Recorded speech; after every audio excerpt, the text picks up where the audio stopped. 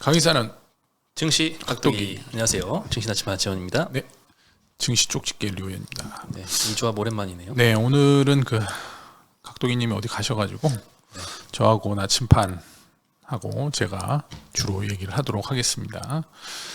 뭐 시장이 뭐 재미가 없어서 근데 오늘 뭐 지수는 사실 좀 오르긴 했는데 네, 시장이 뭐 최근에 계속 좀 지지부진한 상황이라 그렇게 뭐 체감적으로 확 와닿는 그런 상승은 좀 아니다 이렇게 좀 봐야 될 것 같습니다. 오늘 기본적으로는 거래소는 0.31% 상승해서 2,569, 코스닥은 그래도 한 0.9% 상승해서 768로 마감을 했습니다. 뭐 금투세 오늘 뭐 민주당에서 결론을 좀 내는 게 아니냐, 유예나 뭐 폐지는 모르겠습니다. 하여튼 유예 뭐 이렇게 나오는 거 아니냐라는 기대감이 좀 있었는데 결국에는 뭐 지도부에 위임한다는 뭐 그런 방침이 나왔습니다. 언제 될지는 모르겠는데 뭐 빨리 되겠죠. 예, 뭐 기대를 좀 해봐야 될 것 같고요.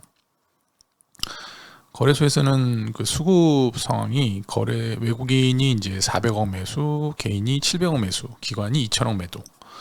큰 움직임은 없었다 이렇게 봐야 될 것 같고요. 코스닥에서도 외국인이 오랜만에 산 거 아니에요? 그래도 얼마 안 되지만 저번 주에 안 샀나요? 잘 모르겠네. 큰 의미는 없는 가격 매수 금액이다 이렇게 봐야 될 것 같고. 삼성전자를 오늘 한 3천억 팔았잖아요. 그거 치면은 다른 거를 그 이상 샀기 때문에 코스피에서는 그래도 순매수가 나왔는데 외국인들이 그래서 그나마 다행인 것 같아요. 근데 삼성전자는 무지하게 파네요. 계속. 네, 삼성전자 안 좋습니다. 네. 코스닥은 개인이 1,900억 매도했고요. 외국인하고 기관이 700억, 1,200억 매수로 대응을 했습니다. 그래서 그나마 뭐 코스닥은 이제 조금 뭐 그래도 좀 나은 편이다. 최근 흐름은 워낙 뭐 전 세계적 증시 중에서 제일 많이 떨어졌기 때문에 뭐 전쟁 중인 러시아보다 더 많이 떨어졌대잖아요. 근데 코스닥이 요즘에 그 좀 지수의 대표성이 좀 사실 크게 없는 편이라 큰 의미는 없다 이렇게 봐야 될 것 같습니다. 업종별로는 의약 업종이 한 2%, 유한양행이 5%, 한미약품이 4%. 뭐 유한양행 같은 경우에는 약가를 미국에서 잘 받아서 뭐 올랐다고 하는데 그게 뭐 호재인지는 잘 모르겠는데 여하튼 올랐습니다. 증권이 1% 올랐고요. 보험이 삼성생명이 한 3% 오르면서 1% 상승을 했습니다. 운수장비도 한 1% 정도 올랐는데 현대 로템하고 에어로스페이스가 한 4%, 8% 올랐습니다. 뭐 현대 로템 같은 경우에 뭐 폴란드 수출건이 또 이제 잘 진행이 되고 있다 이런 소식에 따라서 내년 실적이 많이 증가할 것이다 이렇게 예상이 나오면서 상승을 했고요. 운수 창고가 한 2% 정도 하락을 했습니다. 뭐 미국의 그 항만 노조가 이제 뭐 타결이 가까워졌다 이런 소식이 나오면서 모멘텀이 좀 사라지면서 하락을 했습니다. 페노션도 한 5% 정도 하락을 했고요. 화학업종, 유통업종이 하락을 했습니다. 화학업종은 금양이 한 5%, 코스모신 소재 3%, 뭐 이렇게 2차전지 관련된 종목들이 크게 하락을 했습니다. 일단은 뭐 최근에 그 뭐 미국은 크게 뭐 움직임이 없는 거라고 좀 봐야 될 것 같고요.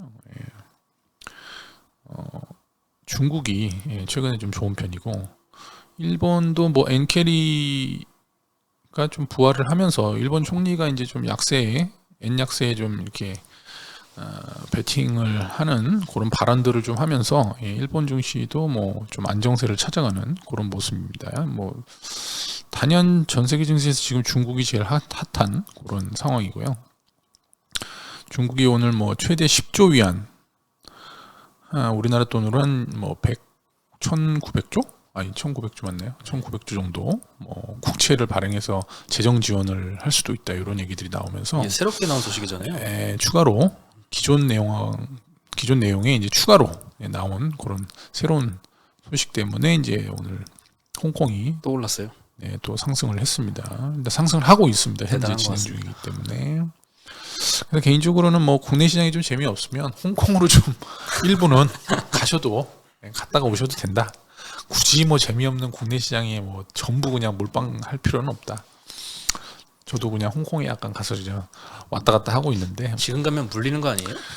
뭐 괜찮아요? 물려도 모멘텀 있는 데 가서 물리는 게 낫지 않은가 싶은데 뭐 지금 상승한 지 한 달도 안 됐고 2주 정도 됐는데 여기서 바로 끝나지는 않겠죠. 예.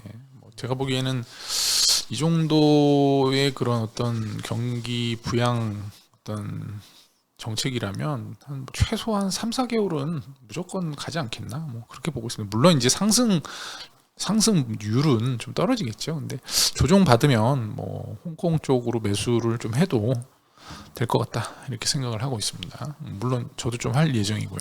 조정 받으면.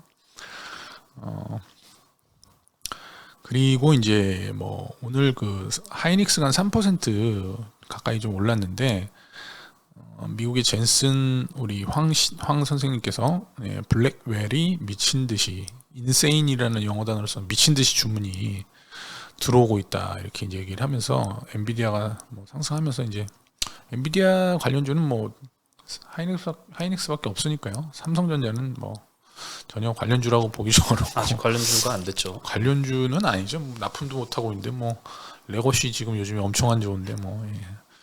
그래서 오늘 뭐 하이닉스 상승을 좀 이끌었고 그리고 TSMC가 이제 7나노하고 14나노 레거시 파운드리를 좀 할인을 할지도 모른다 이런 얘기들이 나오면서 삼성전자 죽이기에 나서는 거 아니냐 뭐 그런 얘기도 좀 있습니다. 작년에 이제 재작년에 반도체가 굉장히 안 좋았을 때 그때 사실 이제 삼성전자가 감산을 했었잖아요. 네. 감산하기 전에 감산을 안 하겠다 이런 얘기를 막 했었는데 사실 그때 감산을 안 하고 밀어붙였으면 하이닉스 죽었어요. 네, 그때.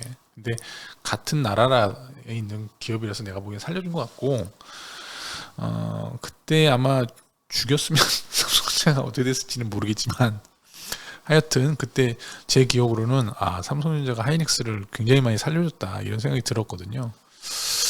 근데 참 격세지감인 게 뭐 지금은 뭐 삼성전자가 뒤처지고 있으니 삼성에서는 약간 모르겠습니다. 그런 생각도 하지 않을까. 그때 괜히 감산했다 이렇게 좀 생각도 하지 않을까 하는. 그때 하이닉스가 망했으면 지금의 엔비디아는 없지 않을까요?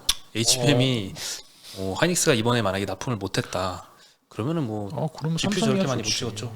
하이닉스 인수하면 되니까 삼성은 물론 안 되겠지만 공정거래 그런 것 때문에 안 해주겠지만 다른 나라에서 여하튼 삼성이야 뭐 하이닉스가 죽었으면 뭐 나쁠 게 하나도 없죠. 예.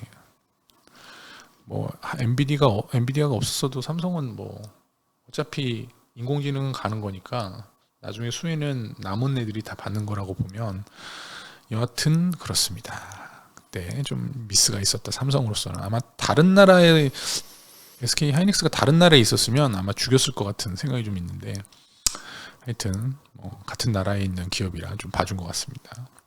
하지만 TSMC는 삼성을 봐줄 생각이 전혀 없다. 이거는 따라오는 후발주자를 죽여놓겠다. 이런 참 무시무시한 행동이 아닌가 이렇게 생각이 듭니다. 맥쿼리에서 이제 뭐 어젠가요? 삼성전자를 허약한 반도체 거인 뭐 이렇게 표현을 했습니다. 목표 주가도 뭐 엄청나게 낮췄고 내용은 다 아는 내용이에요. AI에서 HBM 경쟁력 없고 파운드리 부분도 비용만 나가고 HBM 3E도 납품 지연으로 시장 점유율을 잃을 거고 다 나쁜 내용을 나열을 하면서 허약한 반도체 거인이라고 평가를 했습니다. 거의 목표가를 현재 주가 수준으로 내렸네요. 네, 뭐 64,000원. 지금 여러 가지 뭐 내부적으로도 그렇고 외부적인 평가들도 그렇고 굉장히 부정적인 평가들이 많이 지금 있는 상태이고 이거를 뒤집을 수 있는 뭔가 정말 큰 어떤 변화된 모습이 하루빨리 나와줘야 국내 증시도 그렇고 반도체 경기도 그렇고 좀 회복이 되지 않겠나 그렇게 봐야 될 것 같습니다.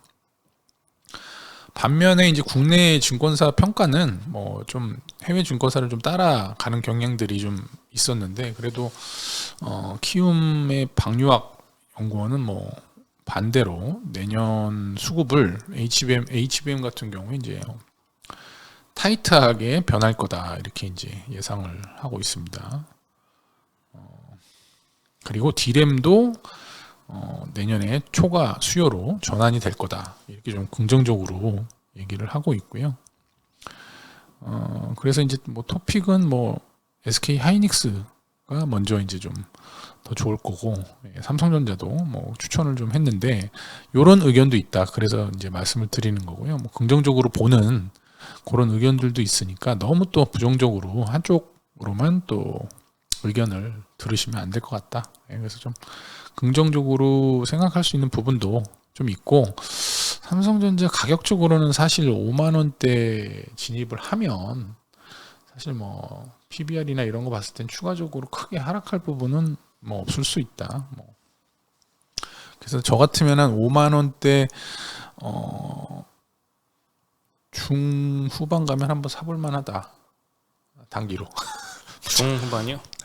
잠깐 그저께 한번 갔다 왔잖아요. 오만전자. 아 근데 그건 너무 저기 5만 9천 얼마라 가지고 조금 뭐 그걸로 내일 부족하고. 모레 이제 잠정 실적이 발표되니까 다음 주 화요일 날 그때 뭐 실적이 어떻게 나올지는 잘 모르겠습니다만은 뭐 한번 매수할 수 있는, 나쁘게 나와도 매수할 수 있는 기회가 되지 않을까. 나쁘게 나와도. 예. 근데 뭐 장기적으로 추세 상승으로 갈 수 있는 지금 여건은 아니다. 예, 뭐 HBM이 다시 좀 잘 되든지 좀 콜을 좀 빨리 받아가지고 뭐 좀 본격적으로 납품이 돼야 되는데 그게 쉽지가 않잖아요. 뭐 하이닉스가 뭐 지금 기술적으로 우위에 있는 거기 때문에 그거를 이제 인정을 해야 된다. 그래서 반도체를 지금 만약에 산다 그러면 하이닉스 사는 게 맞다. 이렇게 좀 정리를 해야 될 것 같고요. 그리고 하이닉스가 이제 ASMPT라고 이제 그 싱가포르 쪽에 있는 ASML 자회사라고 그러던데 정확한 거는 ASML 지분 갖고 있죠.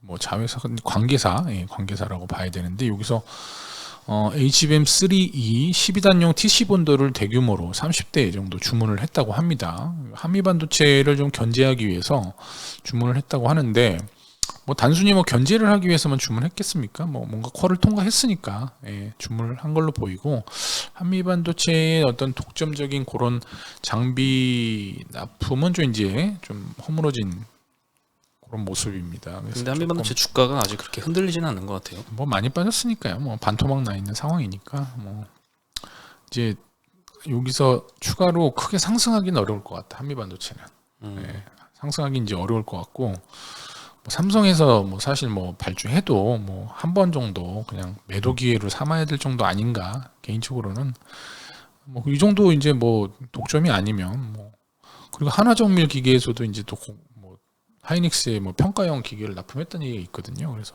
예전부터 있었던 것 같아요. 하나정밀 기계에서 여하튼 간에 이제 결국에는 독점은 깨질 거니까 조금 뭐 한미 반도체에 대한 기대감을 좀 이제 내려놓을 때가 됐다. 이렇게 좀 정리를 좀 해야 될 것 같습니다. 그래서 삼성전자는 결론적으로는 가격적인 매력은 있는데 반전의 모멘텀이 확실하진 않다 지금.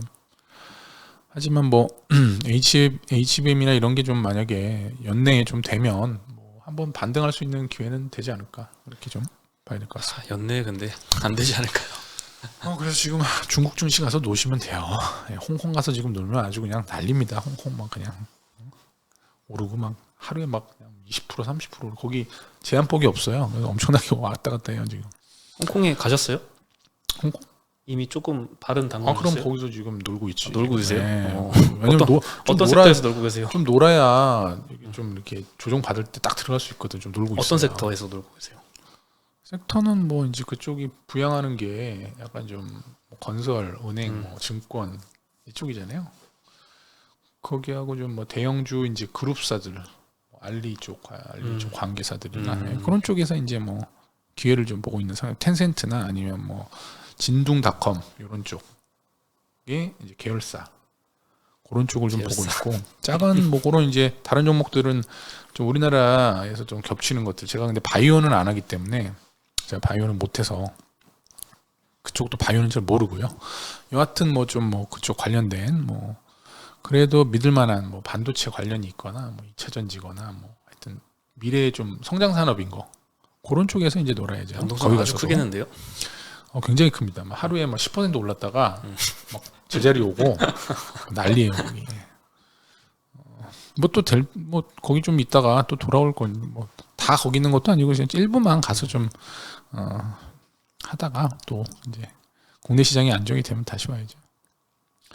그리고 이제 2차 전지 관련해서는 이제 제가 이제 일전에 뭐 대선 전에 미국 대선 전에 좀 매도를 해서 현금화를 좀 할 필요가 있다 말씀드렸는데 관세청 수출입 동향 보니까 지난달에 그 NCM 니켈 코발트 망간 NCA 니켈 코발트 알루미늄 수출 액수가 전월 대비해서 다 감소를 했습니다. 뭐 5.1%, 3.2% 감소를 했고 3분기 기준으로도 전분기 대비해서 26%, 17%다 감소를 했어요. 3분기에도. 결국엔 3분기 실적도 볼 거는 없다. 이렇게 좀 봐야 될 것 같고요. 4분기도 아마 기대가 뭐 크진 않을 것 같다. 이게 달러 기준이라서 환율 떨어진 거 반영하면 조금 더 빠졌다고 볼 수 있겠네요. 네. 그래서 아마 대체적으로 이제 내년 정도에나 실적이 조금 회복이 될 것 같은데 그게 U자가 될지 나이키가 될지 뭐 그거는 사실 좀 가봐야 하는 측면이 있어서 그래서 이제 2차 전지 관련된 주가는 지금 최근에 바닥에서 약간 올라왔잖아요.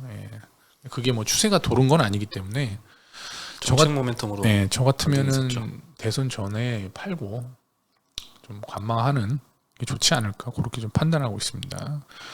그리고 이제 캐즘이 이제 전기자동차 캐즘이 지금 한 1년째 지속되고 있는데 이렇게 이제 부진이 좀 장기화되다 보니까 이제 자동차 회사들도 어쩔 수 없이 이제 이런 부진할 때는 싼 걸 좀 찾잖아요. 그래서 배터리 좀 저렴한 배터리를 지금 이제 찾고 있기 때문에 저렴한 배터리는 사실 중국 업체들이 많이 이제 생산을 하고 있지 않습니까? 그래서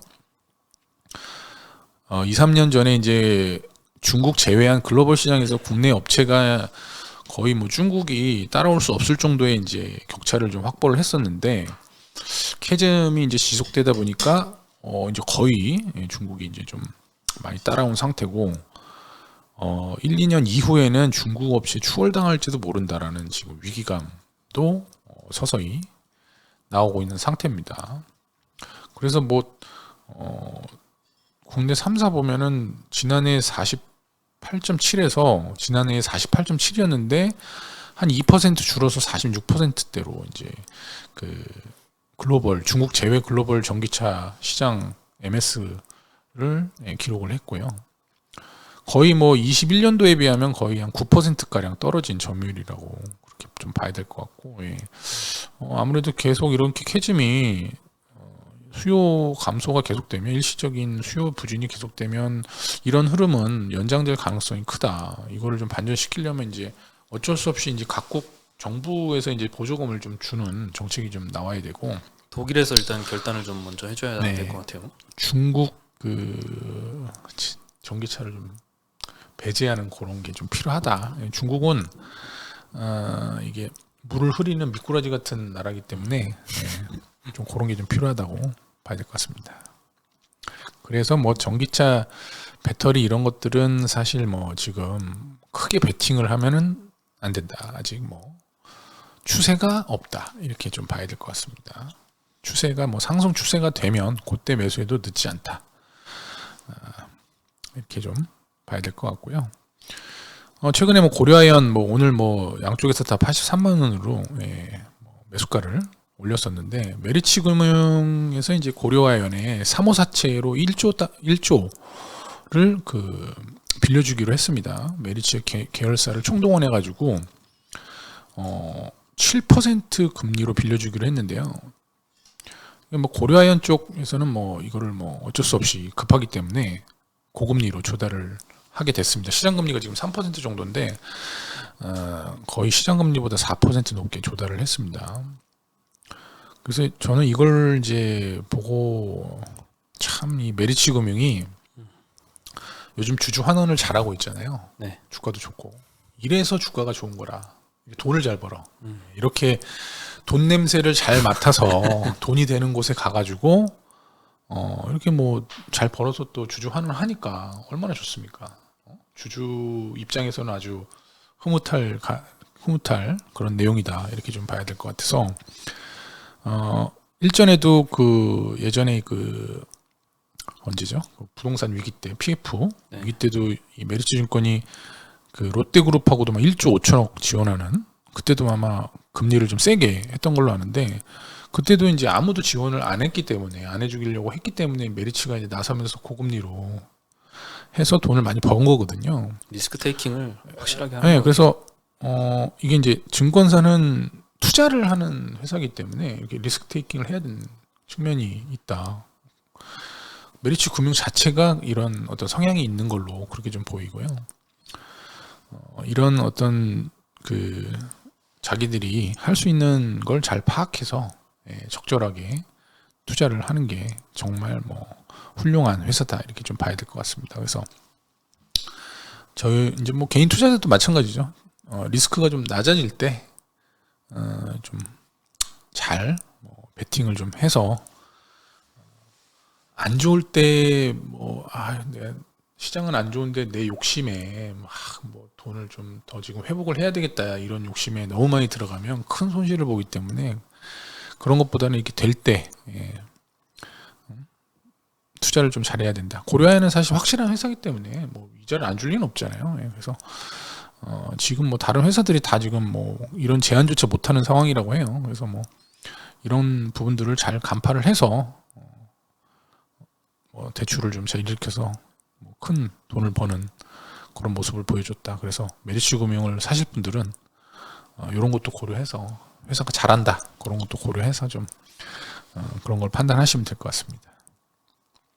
그리고 AI 관련해서는 이제 원전이 굉장히 좀 필요한 그런 부분이 좀 많이 생겼는데요. 최근에 그 원래 이제 9월달에 마이크로소프트에서도 이제 펜실베니아주 3마일 섬 그 폐 원전을 재가동해서 전기를 끌어오겠다 이렇게 얘기를 했었는데 그 구글의 그 순다르 피차이 CEO가 일본에서 인터뷰를 이제 최근에 했는데 무탄소 전력원을 확대하겠다 이렇게 얘기를 하면서 마이크로소프트처럼 구글도 원전을 좀 확보를 해서 전력 AI 관련된 전력을 이쪽에서 좀 공급을 하겠다 이렇게 좀 얘기를 했습니다. 그래서 AI 부분하고 좀 걸쳐져 있는 빅테크들은 다 원전을 지금 외치는 그런 상황입니다. 그래서 원전뿐만 아니라 태양광이나 지열 등 뭐 신재생 에너지를 비중을 높이겠다는 구상이기 때문에 거기에 사실 원전이 지금 뭐 사실 빠질 수가 없는 그런 좀 동력원이다 이렇게 좀 봐야 될 것 같고요. 지속적으로 원전 관련해서는 조금 긍정적인 측면이 계속 나오지 않겠나 그렇게 좀 봐야 될 것 같습니다. 뭐 우리나라도 뭐 온실가스 순 배출을 좀 줄여야 되는 그런 문제들의 직면에 있는데 이렇게 빅테크들이 하는 거를 좀 벤치마킹 해가지고 뭐 삼성전자나 좀 큰 회사들은 조금 빨리 대응을 해야 되는 게 아닌가 그런 좀 생각도 좀 듭니다. 예. 그리고 가공식품 관련된 이제 수출이 이제 9월 말까지 뭐 실적을 보면은 지난해보다 8.3% 증가한 73억 달러 거의 뭐 10조 가까이 기록을 했습니다. 굉장히 뭐 증가를 하고 있는데 농수산물들이 이제 이렇게 크게 수출이 증가를 하고 있는데 13개월 연속 이제 전년 동기 대비 성장세를 보이고 있고요. 특히나 이제 쌀 가공식품이 이제 41% 정도 증가해서 뭐 2억 달러 이상 수출하는 뭐 냉동 김밥이나 즉석밥, 떡볶이 이런 것들이 큰 폭으로 지금 전년 동기 대비해서 증가하고 있는 상황입니다. 특히나 이제 뭐 신선 식품들은 뭐 좀 수출이 뭐 큰 폭으로 증가하지는 않는데 가공식품인 뭐 라면, 과자, 뭐 음료, 쌀가공 이런 것들이 뭐 10% 이상, 뭐 30%, 15%, 낮은 건 13% 이렇게 증가를 하고 있어서 지속적으로 이제 수출이 증가를 하고 있다. 그래서 이쪽 업계는 뭐 수출이 굉장히 중요한 모멘텀으로 작용하고 있다. 이렇게 좀 보셔야 될 것 같습니다. 그리고 아까 뭐 중국 관련해서 이제 좀 말씀을 드렸지만은 뭐 모건 스탠리에서도 지난주에 그 예전에 저번 주 중국 정부의 정책 전환은 굉장히 강력한 통화 완화 정책이다 이렇게 얘기를 했고요. 전례 없는 조치다 이렇게 얘기를 하면서 우리의 기대를 뛰어넘었다 이런 코멘트를 했거든요. 그래서 뭐 홍콩이나 뭐 이런 종목들 몇 개를 이제 나열을 했는데 이거는 뭐 그냥 찾아보시기 바랍니다. 그래서 뭐 모건 스탠리에서 10월 말에 추가로 뭐 다른 어떤 지원책도 나올 수 있고 이게 뭐 좀 지속적으로 좀 나올 수 있다 이런 의견을 좀 제시를 한 상황입니다. 근데 항상 그렇지만 이제 좀 긍정적인 면만 얘기를 하는 게 아니고 경제 미국 중국 경제가 지금 불확실성이 있고 변동성이 좀 있기 때문에 신중하게 투자 결정을 해야 된다 이렇게 한마디 또 덧붙였지만 저는 개인적으로는 뭐 지금 물이 들어왔기 때문에 노는 저어야 된다 이렇게 좀 보고 있습니다. 그래서 중국도 이런 식의 어떤 이제 부양책을 내고 있는데 우리나라도 뭔가를 좀 해야 되는 게 아니냐. 뭐 사실 그 금투세를 유예한다고 해서 그게 부양을 하는 건 아니거든요. 부양이라기보다는 이제 하락을 좀 막아주는 그런 정도의 수준이기 때문에. 근데 그것 때문에 좀 빠진 게 있으니까 어느 정도는 좀 되돌림이 나오겠죠. 그걸로 뭐 되돌림 정도 갖고는 지금 뭐 성에 안 지어요. 중앙은행에서 뭐 맨날 그 중앙은행장님 뭐 강남 부동산 뭐 입시 이런 얘기 하지 말고 좀 주식을 사시던가 그런 게 좀 필요하지 않나. 주식 부양책 필요하죠. 우리도 일본처럼 말이야 저 그 ETF 좀 사주시던지. 일본도 사잖아요. 우리나라는 뭐 기축통화국이 아니라서 뭐 하기 어려울 수 있습니다만은 여하튼 그런 어떤 정책적인 좀 강한 열정이 좀 필요하다 지금은.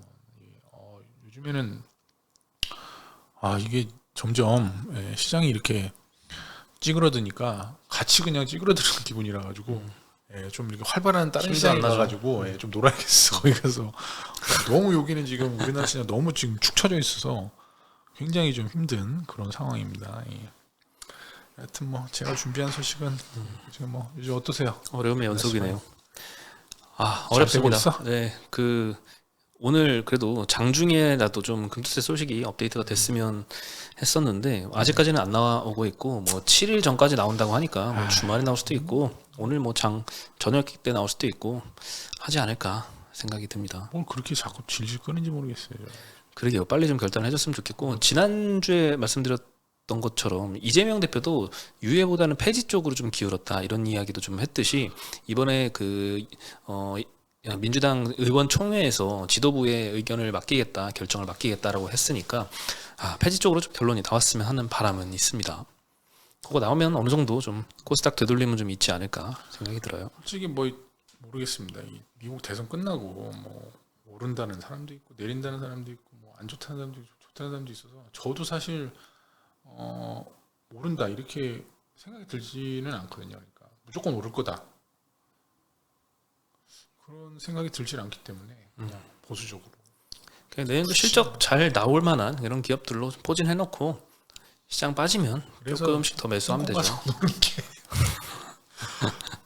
일부는 다는 아니더라도 한 비중이 10에서 20%는 홍콩에서 노는 게 좋지 않을까 그렇게 생각을 하고 있습니다.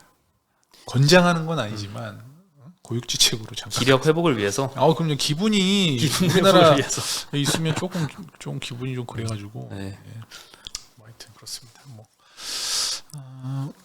하여튼 그래도 국내 시장은 아마 각도기님이 와서 잘 지킬 걸로